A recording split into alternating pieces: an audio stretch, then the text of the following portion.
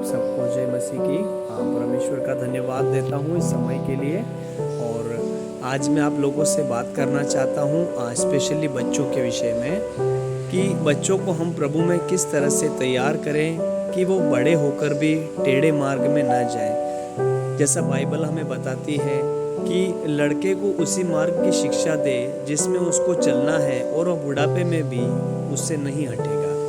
तो हमें ऐसी शिक्षा बच्चों में डालनी है कि वो बूढ़े होने तक परमेश्वर से न फिरे, परंतु वफादारी से अपना जीवन परमेश्वर के साथ बिताए और आशीषित हो, और उनके आने वाले वंश भी आशीष पाए।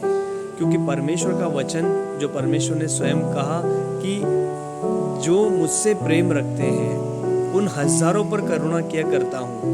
हजारों पर यानी बहुत सारी पीढ़ियां आशीषित होती है एक आज्ञा मानने से, और एक अनाज्ञाकारिता से बहुत सारी पीढ़ियां शायद आशीष से वंचित हो जाती है। जैसा हम देखते हैं एग्जाम्पल के तौर पे, एक आदम के पाप के कारण, क्योंकि आदम और हवा से जब पाप हुआ तो उसके बाद से पाप कितना भयानक रूप से इस दुनिया में फैल गया। लोग मृत्यु को प्राप्त हो रहे थे, और बहुत सारी बातें जो जीवन में अच्छी होनी थी सब खराब हो गई। और फिर प्रभु यीशु मसीह के अनुग्रह से जब प्रभु हमारे लिए, पाप के लिए जब मरा, तो फिर हमारे लिए फिर से नया जीवन जो आ गया, और हमें उम्मीद मिली कि एक नया जीवन हमें मिला है, अनंत काल का जीवन वो है। तो आज हम बात करेंगे कि जब बच्चे छोटे होते हैं तो कुछ जो बातें हैं हमें ध्यान रखने की ज़रूरत है। खासकर जो माँ बाप हैं, उन्हें छोटे बच्चों को किस रीति से प्रभु में बढ़ाना है, ये चीज़ ज़रूरी है। तो कुछ बातें ऐसी जो मैं आपको बताना चाहता हूँ, एक ऐसी कुछ बातें करके आप अपने बच्चों को कई हद तक बुराइयों से बचा सकते हैं, गलत से बचा सकते हैं, गलत डिसीजन लेने से रोक सकते हैं। तो ऐसा है, जो पहले का समय था, माँ बाप अक्सर बहुत समय बच्चों के साथ बिताते थे, क्योंकि पहले इतना प्रेशर नहीं होता था काम का, या इतना कोई भी व्यस्त नहीं रहता था मोबाइल में, कंप्यूटर में, या बहुत सारी चीज़ों में, इंटरनेट में। लेकिन आज का समय हम सब जानते हैं कि बहुत डिफ़िकल्ट समय हो गया है। एक घर में अगर 5 लोग भी हैं तो सबके पास अपना अपना फ़ोन है, और ऐसा लगता है कि 5 अलग अलग हैं। एक घर में 5 लोग, एक परिवार है, लेकिन सब अलग अलग है, सब अपने अपने दुनिया में, क्योंकि उनकी दुनिया आज फ़ोन के अंदर सिमट गई है। तो वो फ़ोन को यूज़ करते हैं और अपना ही ध्यान रखते हैं, अपने में ही मस्त रहते हैं। तो पहले के समय में 10 लोग 20 लोग भी परिवार में रहते थे, तो आपस में बातचीत होती थी, समय बिताया जाता था, और बच्चों को अच्छी शिक्षाएं मिलती थी।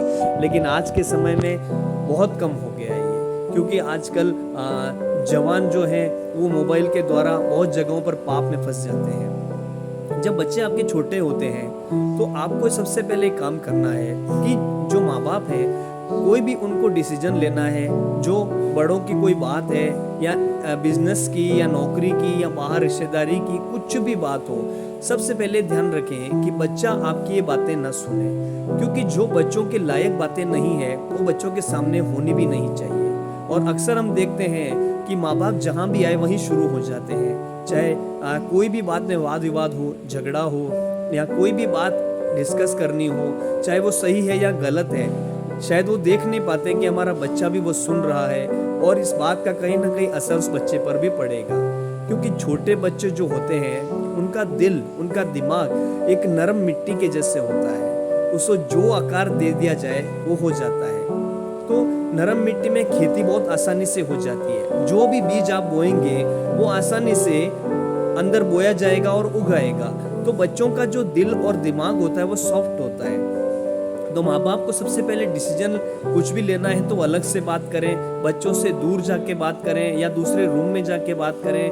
कोई भी बात नहीं, वाद विवाद भी होता है या कभी झगड़ा भी हो जाता है, तो बच्चों के सामने कतई झगड़ा ना करें, बच्चों के सामने कोई ऊंची या गलत बात ना बोलें। दूसरा, आप ऐसा कर सकते हैं कि जो छोटे बच्चे आपके घर में हैं, तो माता पिता को ही करना चाहिए, जो विश्वासी लोग हैं उन्हें कलर से जो ना वचन लिख के वाइट पेपर पे और अलग अलग जगहों पे चिपकाने चाहिए, और वचन ऐसे लेने जो बाइबल से, जो बच्चों के बारे में हो, आशीषित वचन हो, उत्साहित वचन हो, परमेश्वर के साथ चलने के वचन हो, हर जगह आप वो लगाएं। अगर आपके पास मतलब आप ठीक पैसे वाले हैं तो आप उनको रेडीमेड जो मिलते हैं वचन वर्ष वो खरीद सकते हैं। अगर आपके पास खरीदने के लिए पैसा नहीं है तो सफ़ेद कागज़ पे कलर से लिख के आप चिपका सकते हैं। ये आप कर सकते हैं, क्योंकि हर तरफ जब बच्चा आंखों से देखेगा वचनों को, बार बार वो पढ़ेगा, उत्साहित होगा, तो उससे उसके दिमाग और मन में जो नरम खेती के जैसे मिट्टी होती है उसमें जो बोया जाएगा, उसकी आंखों से जो अंदर जाएगा, तो उसमें वो वही गुण प्रकट होंगे, वही गुण प्रकट होंगे, वही गुण आएंगे। और फिर तीसरा आप ऐसा कर सकते हैं कि बच्चे को कहीं भी आप घुमाने लेके जाते हैं जब बाहर, तो बच्चा कोई चीज़ के लिए अगर जिद करता है तो आप अच्छे से उस बच्चे को समझाएं कि बेटा ऐसी बात है या ऐसा है। अगर वो नहीं मानता है तो आप उससे प्रॉमिस करें कि आप उससे उसके लिए इससे भी अच्छी एक चीज़ लेके आएंगे। बच्चों को ये दिखाएं कि ये नहीं है, लेकिन इससे भी अच्छी एक चीज़ है जो मैं आपके लिए लाऊंगा या हम आपके लिए लेके आएंगे। उनको तसल्ली दिलाएं, विश्वास दिलाएं, तो बच्चा जब आपकी बात मान जाएगा, क्योंकि हर संभव कोशिश करने से ज़रूर हो जाता है। अगर आप कोशिश करेंगे तो शायद बहुत हद तक ये पॉसिबल भी हो सकता है कि बच्चा समझ जाएगा, अगर आप प्यार से समझाएंगे।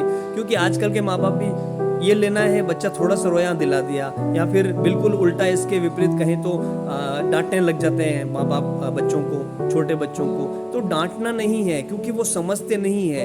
जब तक आप बच्चों को प्यार से ट्रैकल नहीं करोगे, प्यार से बात नहीं करोगे, बच्चा आपकी नहीं सुनेगा। तो बहुत ज़रूरी है कि ये जो 3 पॉइंट मैंने बताए हैं, इस पे आप ध्यान करेंगे तो सच में बहुत अधिक आशीषित होंगे हमारे बच्चे। और बच्चे जब बड़े होंगे तो उनके मन और दिमाग में एक ही बात होगी कि मेरे घर में कभी झगड़ा नहीं हुआ है, मेरे घर में कभी कोई गलत बात नहीं हुई है, या मेरे माँ बाप ने कभी झगड़ा नहीं किया है, क्योंकि उन्हें पता नहीं होगा कि आपकी बात अंदर क्या हुई रूम में। तो इस रीति से बच्चों के सामने कभी आप गलत बात ना करें, विवाद ना करें, झगड़ा नहीं करें। और जब आपका बच्चा स्कूल जाता है तो स्कूल में आने के बाद में आप ज़रूर बच्चों के साथ समय बिताएं, बच्चों से पूछें कि आज आपने स्कूल में क्या पढ़ाई की, और जो प्रतिदिन का उनका कार्य है जो उन्हें कराया गया स्कूल में, प्लीज़ आप उसे ध्यान से देखें कि आज मेरे बच्चे ने क्या पढ़ाई की है, आज आपको क्या पढ़ाया गया है, उसको समझें। और बच्चा अगर असमर्थ है तो उसको आप समझाएं, आप कोशिश करें टीचर बनने की, क्योंकि सबसे अच्छी टीचर माँ होती है बच्चे के लिए। तो प्रतिदिन उसे पूछें, माँ बाप दोनों का फर्ज बनता है। जब पिता रात को घर आता है काम या बिजनेस से, तो उसका ध्यान रखे, वो भी पूछे कि आज आपने पढ़ाई क्या की, स्कूल में क्या बातें हुई, क्या सिखाया गया। एक एक बात आप बच्चे से अच्छा दोस्त बनकर पूछें। मैं आपको यकीन दिलाता हूँ कि ऐसा करने से आपका बच्चा कभी गलत राह पे नहीं जाएगा। क्योंकि अगर आप अभी से ढील छोड़ देंगे कि स्कूल में शायद किसी ने कुछ गलत बोला होगा, या किसी गलत फ्रेंड ने गलत संगति में कुछ गलत बोला होगा, बच्चे को गलत शिक्षा मिली होगी, तो वो पॉइंट भी शायद उसके दिमाग में होगा, पर वो बताएगा नहीं। अगर आप पूछेंगे प्यार से प्रतिदिन तो वो ज़रूर आपको बताएगा, खुल के बताएगा, क्योंकि उसको जब यकीन हो जाएगा कि मेरे माता पिता सबसे अच्छे दोस्त हैं मेरे और मेरी बातों को समझते हैं, तो आपको खुल के बताएगा। छोटा बच्चा भी होगा ना, वो आपको ज़रूर बताएगा कि आज मेरे से गलत बात हुई, या मेरे से किसी ने गलत बात की, या मुझे कुछ गलत करने के लिए उकसाया, कहा गया। प्लीज़ आप ध्यान रखें इन 3-4 बातों का, इस पॉइंट पे आप गौर करें, इन 3-4 पॉइंटों पे, तो ज़रूर आपका बच्चा गलत राह में चलने से बच जाएगा। ये मेरा विश्वास है। एक हद तक अपने बच्चे को रोक सकते हैं, बिल्कुल रोक सकते हैं। बदलाव आ सकता है अगर आप पहल करेंगे, कोशिश करेंगे, ज़रूर बदलाव आएगा। और परमेश्वर आपके साथ रहेगा। परमेश्वर के वचनों में बच्चों को बढ़ाएं। आप सबको परमेश्वर आशीष दे। God bless you all.